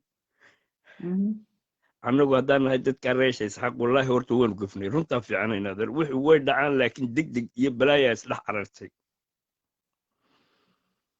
marka horta wallahi horta xaal baan idin siinaynaa dad oo dhashay oo hela baynu nahay soomaaliya dhan horta waaba hal mid oo walaalo laakiin kuraas iyo dee balaaya laisku haysta waad ogtahay siyaasaddan waa la halkayna la marayso waa sax walaal ha marka wallahi dadkan qaar baa dee ka faa'iidsanayo le reer iyo balaaya laisku haystaa dee molal anigu maba jeceltaa waan kasoo horjeedaa sideedaba waan kasoo horjeedaa marka wallahi dadkanna dee in badan anigu waan u hadlaynay laakiin annaga maanta waxaana waalay somaliland marka la leeyahay in badan waadna taqaanin walaal dad deganoo iska miyir qabaan waxay taanu qadaadwey waxa doonan wax walba halayska yaraa hal lays haysto laakiin annaga baarlamaan waalanoo cusub baa noo yimid kuwiina rogaya baan dooranay ha wallahi kuwii madaxa noo rogaya baa noo soo galay waxaan u malaynayaa somaliland intii ka hadhayna inay gabagabaynayaan 10 nin oo waalan baarlamaankan cusubee waalan ay shacabku doorteen ayaan ti dhood iyagaa dhibta keenay anigu qolooyinka dowladda ka shaqeeyaan ka mid ahay waabaan runtaa ku sheegaya hay xidhaantay doonaan qoorta iga jaraan runtaan kuu sheegnaa waa ka baqan mayna runtaan u sheeganaa wax iyagaa wax waalay 10 nin oo ka yimid laascaanood baa habeennimo soo galay hargeysa waa loo taag waayey baarlamaankan waalantay la shireen bay 5tii aroornimo magaaladii hurdo u ansixiyeen oo inaan dadka hala raro shacabku way hurdaan shacabku way ka dagaalami lahayn baarlamaankan ma nimanka yidhi 3 naagood nin walba ha loo dhiso maalin walba wuxuu doonay iska keenayo soodiga maqlay waxay ku hadlayaan mid boorama ka qaynay biraha qaadanaynaay waa marka somaliland ha dhacdaan dhihi lahayne kuwan xaggay noo wadaan baarlamaan waalan baanu doorannay oo sanadkaa maanta weligii maanu arag dhibtan oo kale noloshaanna may soo marin dadkan waa dad walaalahayo jeclayn maantana anigu haddaan nahay reer burco waliba dee anigu dadka reer burco asalkaa baanu nahay hargeysana dee dadka uga digaan hooyinka abtiyaasha dadku meel walba isku wada xidhan ilaa may dadka la leeyahay oo dadkaygii ma kala dheerin soomaaliya oo dhan waa wada ehel laakiin dhibta ceergaaba ta soo socota waa ta ceergaaba tii hore dhacday waxa la haruurka hadduu daato hambadaa la qabtaa tii hore waaba degdeg lagu dhaaftay laakiin tan imika ceergaaba iyo burcaya laga wada hargeysiyo ayaa shacabku ka hadlaya waxa weye dadkan in la gabagabaynayo si sharafa loola dhaqmo waxoodii ninkii iibsan karaya ninkii dee tegaya dadkan horta bal in ilaa xalay ilaa wiigan oo dhan bishan oo dhan dadkii baa laga hadlaya marka inaadan dhulkan waaba dhulkaan jeclaynba dhulkanna waaba dhulkii soomaalida waaba dhulkii balaayaa degan sootan al-shabaab iyo balaayadun lahay dadkii lahaaba laga dareeriyey dhulkaasna daroogada haarawinta lagu abuuraa iyo kukaayinta oo ah daroogooyinka ugu qaalisan adduunka koonfurta soomaalida lagu abuuraa yacni dhibaato weyn soomaalida haysato walaal sida idinka la idinku haysto anagana naloo haystaa sida idinka la idin baabi'inaya maskaxiyan anagana jir ahaan iyo maskaxiyan naloo baabi'inaya walaal soomaalida oo dhan dhibaatadaas ka siman haddana haddii oo maaragtay ceerigaaba ay dhibaato kasoo yeedho anigu go-aankayga waa kii hore waxaan leeyahay halganka cabdimaalig muuse coddooni intuu guuleysanayo dadka walaalnimada jecel gaalka wuxuu nagu samaynayo hanugu sameeyo waxaan waa fikrad ay niman gaala ah ka dambeeyaan abuur wax annaga maskax soomaali wax kasoo go-ay ma aha baarlamaankanna waa loo soo dhiibay somaliland nimanka haysto waa loo soo dhiibay laakiin fikirkan fikir soomaali caloosheeda kasoo go-ay ma aha fikirkan baarlamaan waalan baa noo yimid runta ma doonaysaa shacibkan somaliland runta haddii ilaahay laga cabsado waa isha qabaa maalina habeen maalina aakhiro nin walba kafan cad baan raacaya waanu miyir qabnay aniga ama hawiye ha noqdo ama majeerti ciduu doono qabiil somaliland wuu joogaa hargeysa meel walba annagan aan kuu sheegna bari baan degnaa dhulbahanta warsangele cid walba faamilada aabahebaba xaggan maay iyo maxaa tiro bari oo haddaan koonfur noqoto dadkay way tegeen dhul walboon isku xidhan dadku waa dad walaalaa meel walba wada jooga laakiin mushkilat alcadiin baarlamaan waalan baa noo keenay runta marka laga hadlayo wallaahi oo bilaahi tollaahi wasaqwana kuwan haddaan ilaahay raxmaanku naga qabanin waxaan u malaynayna durbabo waalidu wakaa daadadka nagu furmay duufaano balaayaday soo bilaabeen mashxarad bay ka bilaabeen lacag halanoo kordhiyo dumar halana siiyo shalay waxay idhahaan haddana 5 soomaaliyeed maalinba wixii mid baa riyoonaya wuxuu doonu iska odhanaya waxana iyaga ansixiyey iyadoo magaaladu hurday ansixiyeen yaa hadda adigu somaliland baa joogtaa may dibaddaan joognaa qurbaha kula jooga somaliland waan ka soo dhunti qurbaan kula joogaa bas alxamdulilah waa hadli kartaa marka maya anigu way yaqaanaan anigu waaban la joogo asaliyoonba marka horena weliba inaan hadhow adigu wax badan kuu sheegay inaad wada hadlaan jeclaa haddii ilaahay kaa siiyey lambarkaagaan raadinayay dadkana ninkii dajiye baaban ahaa marka dadkan horta laba siibay meesha lagu degay inaad maqashay mooyaane horta badhna puntland ba berigii dhibaata ka dhacdo laga soo degay dadka ugu badanna imika axmed yaasiin ina la yidhaah oo raxan weyn weeyaan hadda wuxuu joogay bengalood baan video ka arkayay waa kala leeyahay shalay dadka ugu hore diyaaradda lagu qaaday buu ku jiraa anu imika weli waan raadinayaa kaana qula abtibaan oo faamilkayga isdhaleen dadkoo dad isku xidhan inamadaasu dadkaanu dad markii hore laga soo daadiyey badhna jabuuti badhna halkan bay ahayd boroma dusheeda la keeno saxraa ilaa 2003 December qof walba uu garanay BBC Soomaaliga haddaad baadho waad ka helaysaa 15 bishii koobnaad baa dad badan la soo daadiyey jabuuti laga soo xaaqay markii sacla isugu keenay ciidda ka bateena baawar baa lagu guray waxa burca dusheeda la geeyey haddana halkaa dhulkaa bannaan baa loo ogolaaday qaar puntland laga keeno wuxuuba halkaasay nabad ku deganaayeen dadka ugu badan 2003 labaatankeedii bay saan u degeen meesha wax oo hargeysa wax walba looga qaado degeen dhibaato badan ka timid dadkaas waliba wallaahi diif iyo daranyo laakiin maanta dib u kicid labaad iyo qax wala horta lagama fikirin way horena miyaad u maqashay adu cidna ma maqal may walaal cidna ma maqal wax mar kaliya kadisa annaga imakana waan baanu saysanaa haddana nagula dagaalana ma joogan meel walba isku qabsanay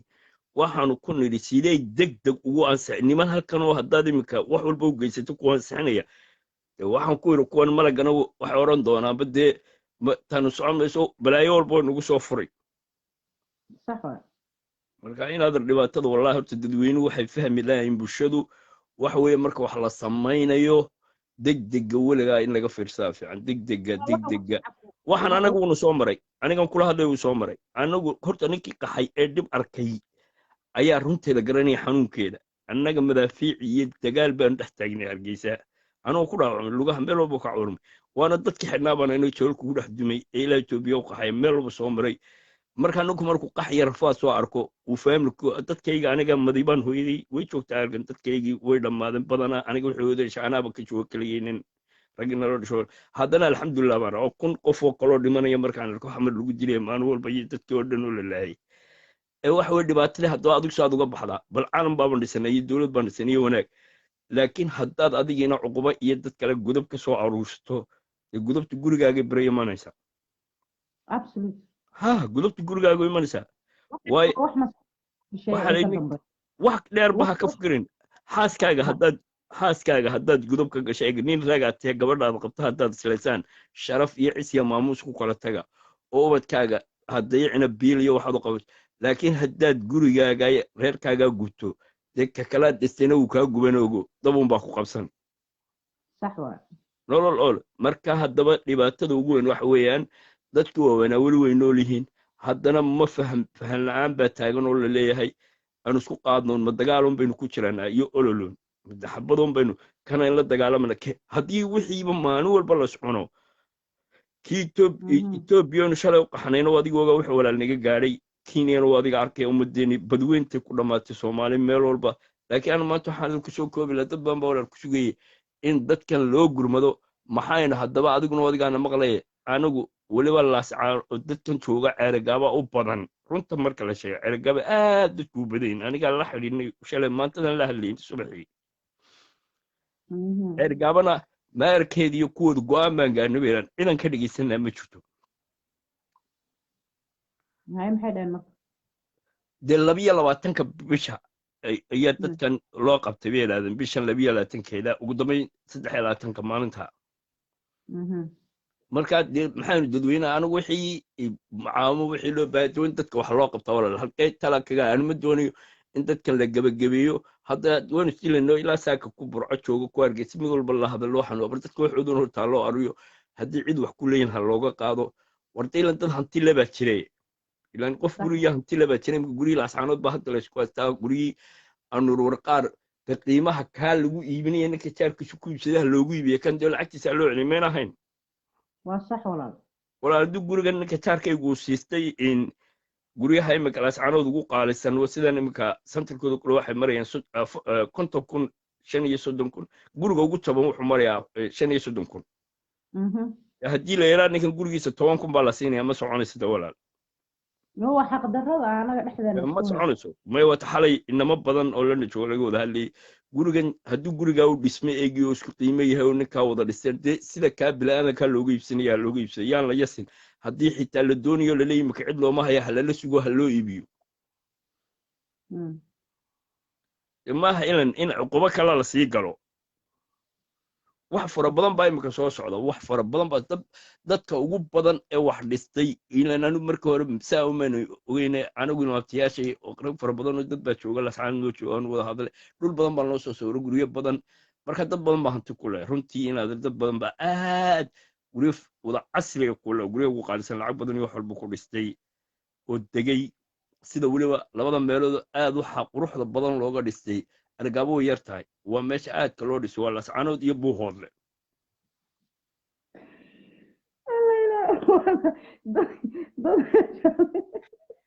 may ku caayaan kuwa bilaadeed tahay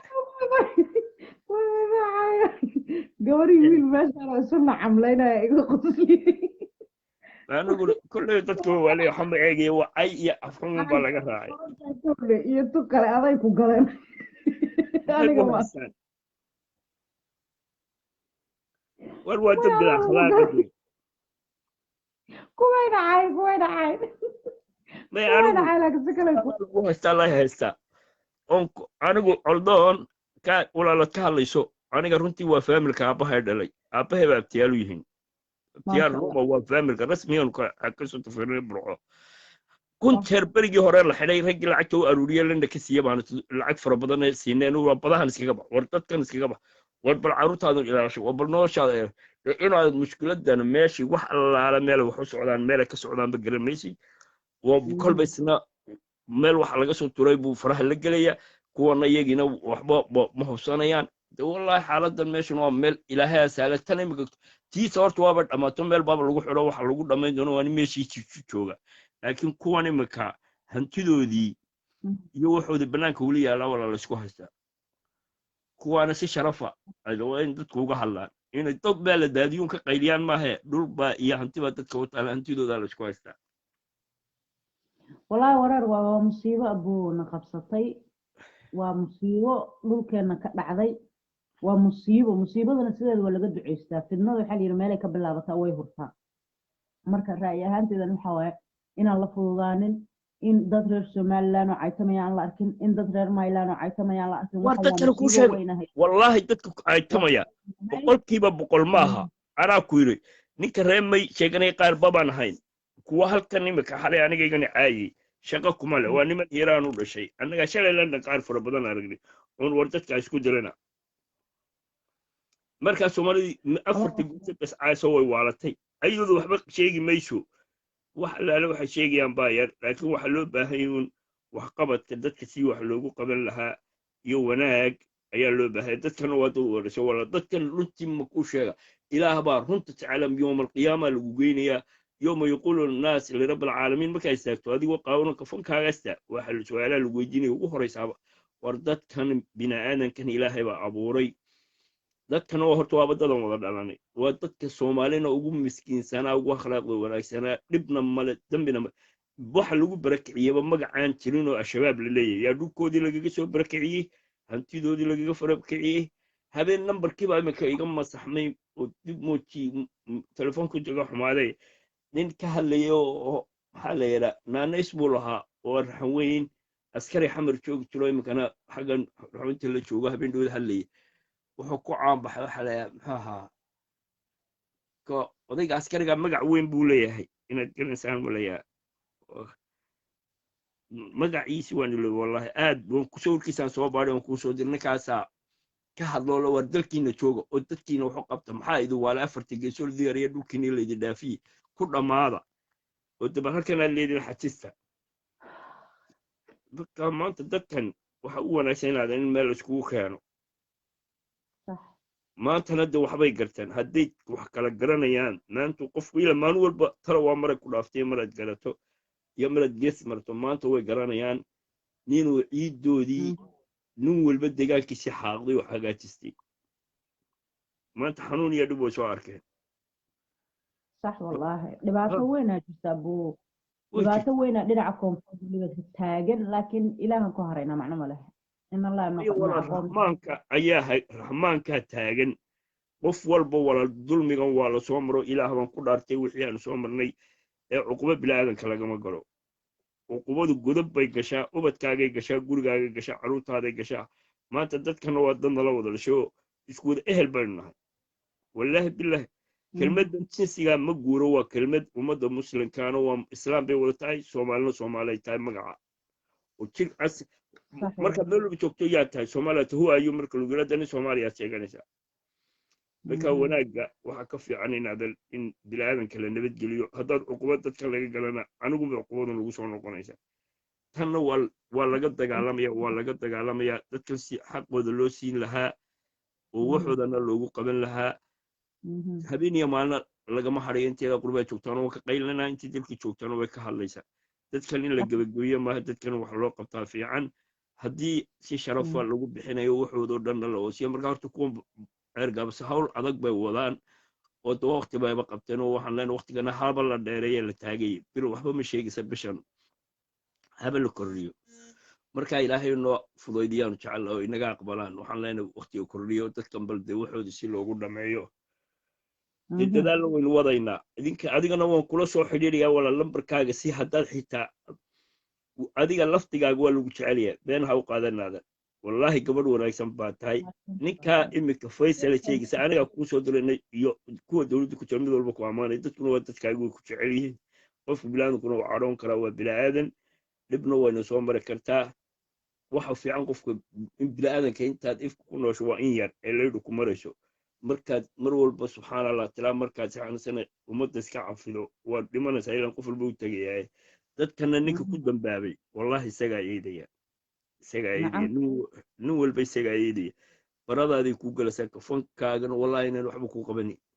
wallahi dad qabrigu ku gubta ifkaan ku arka anigoo nool qof xabaal loo qodaa xabaasheel qodaaba dunto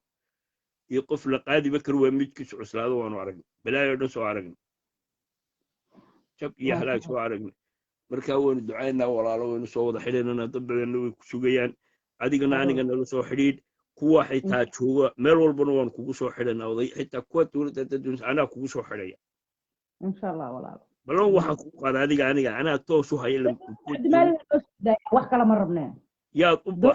halkaad u baahan anaa balan kuu qaaday inaan kugu soo xidho tviyada ku hargeysa joogin wixii la dilayo waa la dilay wixii la garaacay waa la garaacay wixii la boobayo waa la baaba'nay bal cabdimaalik uu noo soo daayay dood kale idiima qabno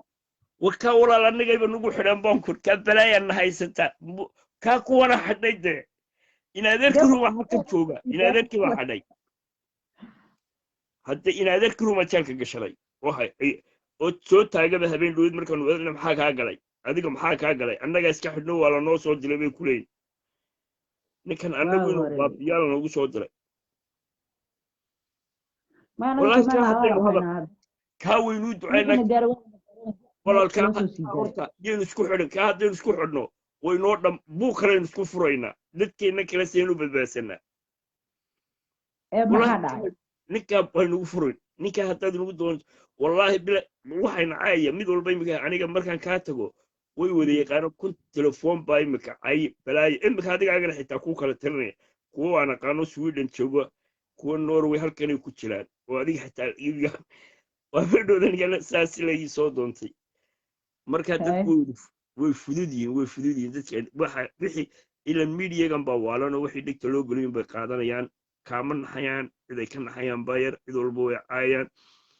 wallaahi inaad aran waxaan jeclaa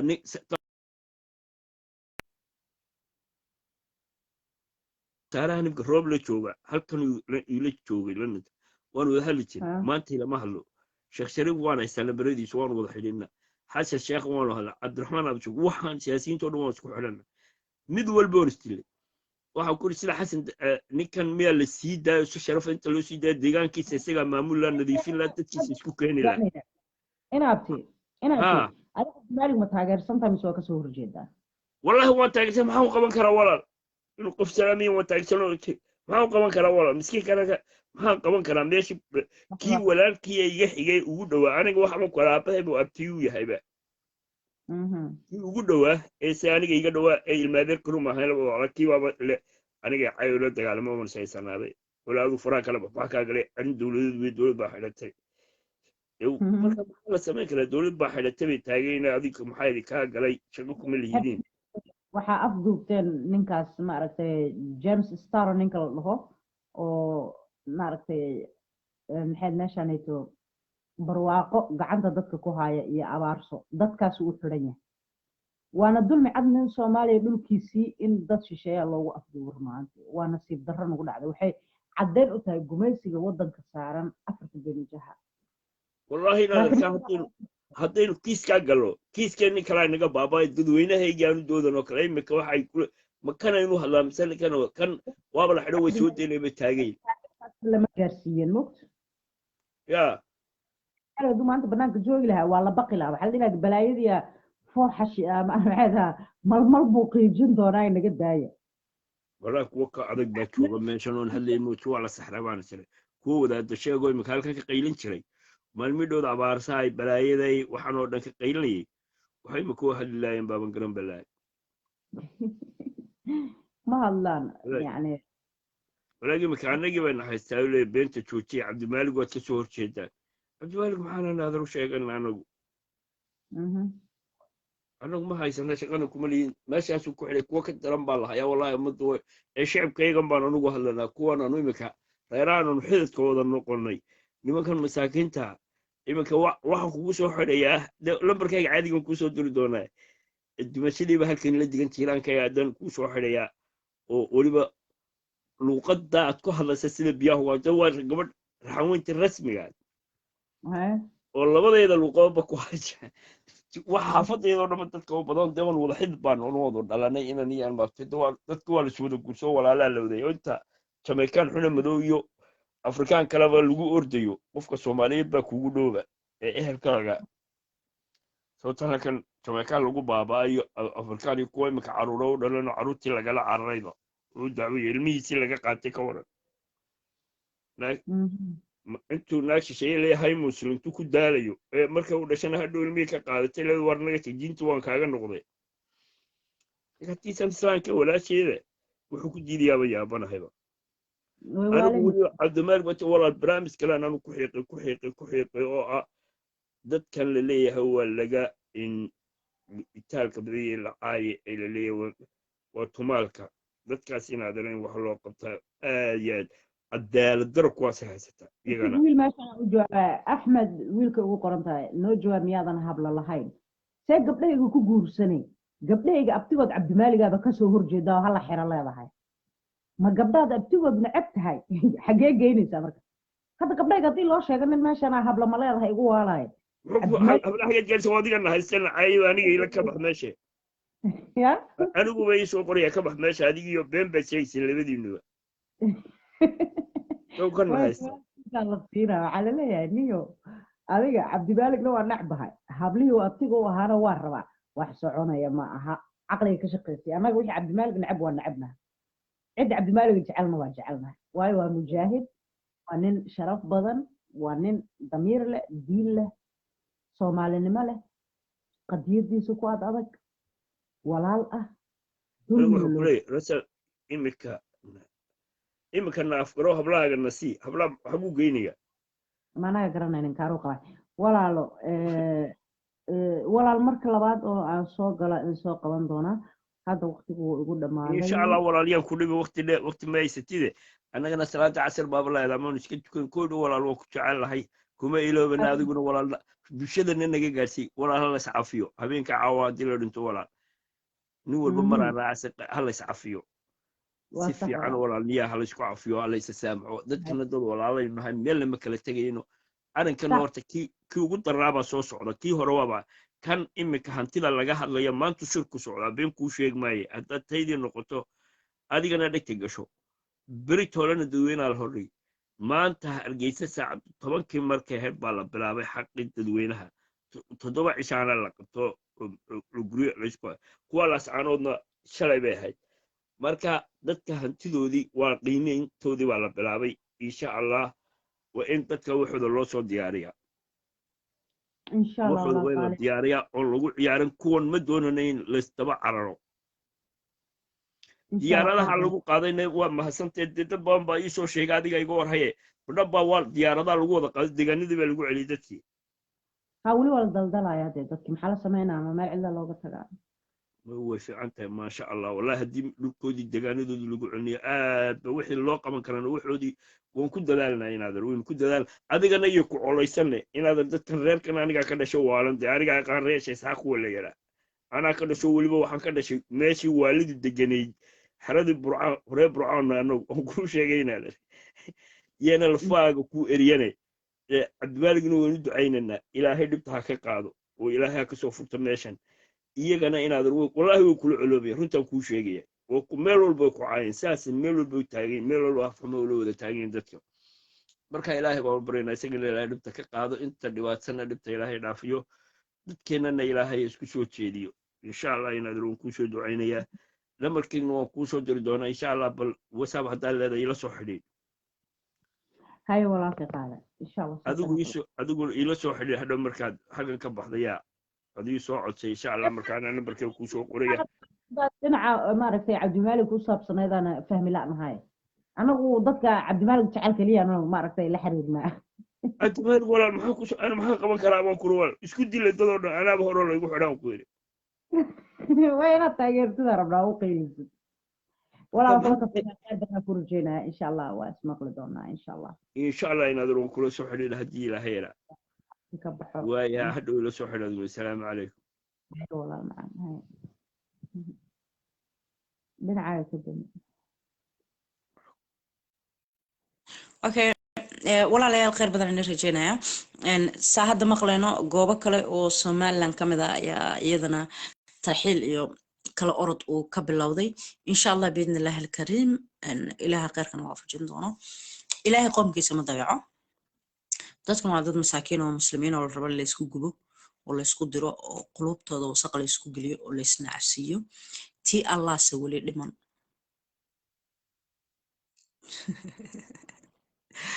erayo way ku gubtaan bil dab ah kaga gub marka cabdimaaligna sidaas buu idin gubayaa taasaa feenta ahayn khayr badan rajeeya dadka waa mu'miniin waa muslimiin waa walaalo waa dad ehela waa dad isku dhiiga wiilka somaliland jooga iyo wiilka myland joogo wiil uma dhexeeyo waa walaalo dad munaafiqiina iyo dad raba inay soomaalidu weligeed cadow isu ahaataa jira si ay dakhliga iyo ma aragtay macdanta dhulkeena ku jirta ay si yaroo dhib yar ugu qaataan nabiyina maxamed calayhi salaatu wassalaam wuxuu yidhi cidina ma aragtay muslimiinta cidina kama quwad badna hadday calooshooda isu fiyowda hadday calooshooda isugu suqowdana qoom kuwa ugu tabarta yar ayaa ka quwad badan halkaas waxaa ka baranaynaa in anaga iimaankeena uu daciifay 30 sano ugu dambeysay 40 sano ugu dambeysay in Soomaalidu isnacday inaan kala fogaanay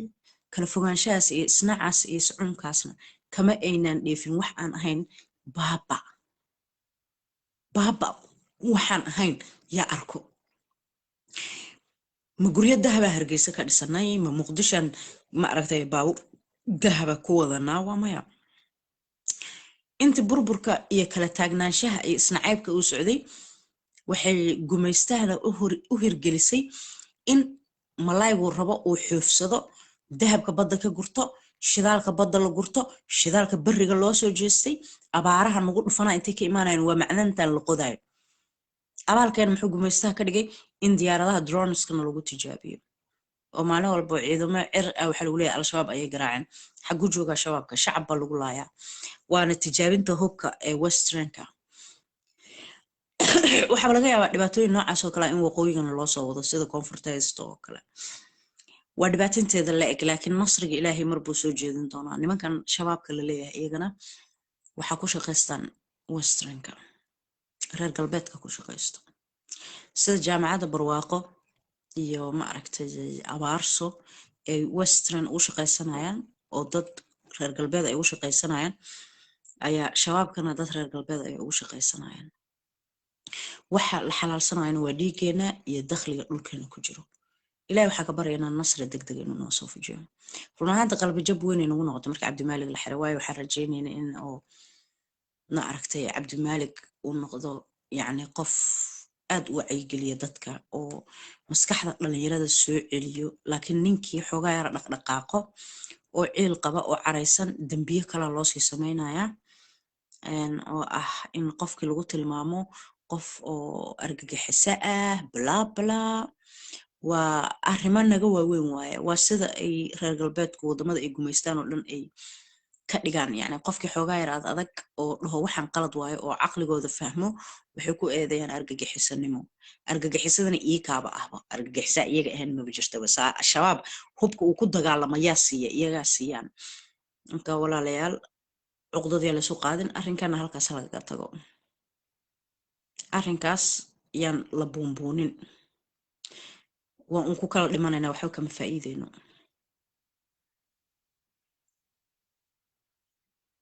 annaga ku kala dhimanaynaa ka soomaali ahaan unbaan kusii baaba'aynaa wax dana noogu jirto malaha marka khayr badan oo walaalayaal idin rajeynaya maca salaama insha allah aniga lifeka halkaasa kaga baxay free cabdimaalig muuse codon free sheekh mukhtaar robow free shacabka soomaaliyeed intaasaa leeyahay insha allah باي باي عليكم السلام ورحمة الله وبركاته باي باي انت ايجا تمت